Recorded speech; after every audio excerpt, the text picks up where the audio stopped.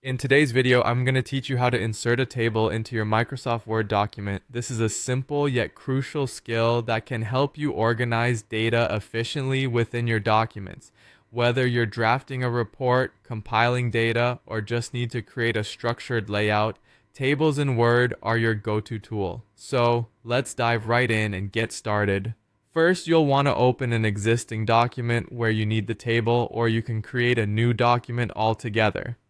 Launching Microsoft Word is straightforward. Simply find the software either on your desktop or through your Start menu and open it up. Once you're in, you have the choice of starting with a blank canvas, a new document, or if you've already got your content written out, simply open that file where the table needs to go. Now that you have your document in front of you, decide exactly where you want this table to appear. Place your cursor, which should be blinking like a beacon, at this spot.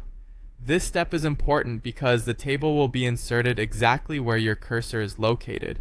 So, whether it's at the top, in the middle of a paragraph, or toward the end, make sure that blinking cursor is exactly where you want your table to go.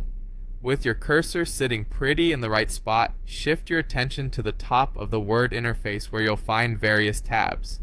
Specifically, locate the Insert tab on the ribbon. This is where all kinds of elements such as images, charts, and of course tables can be inserted into your document. Click on that Insert tab and you'll notice the ribbon changing to reveal options relevant to what you can insert. Next, in the Tables group, you'll find a button labeled Table. Go ahead and click on that. Once you do, a grid will appear. This grid allows you to visually select how many rows and columns you want for your table.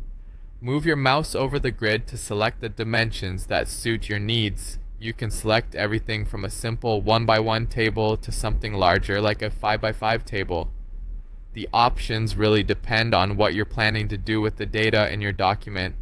Once you've highlighted the appropriate number of rows and columns, a simple click will insert the table right into your document in the exact spot where the cursor was originally placed.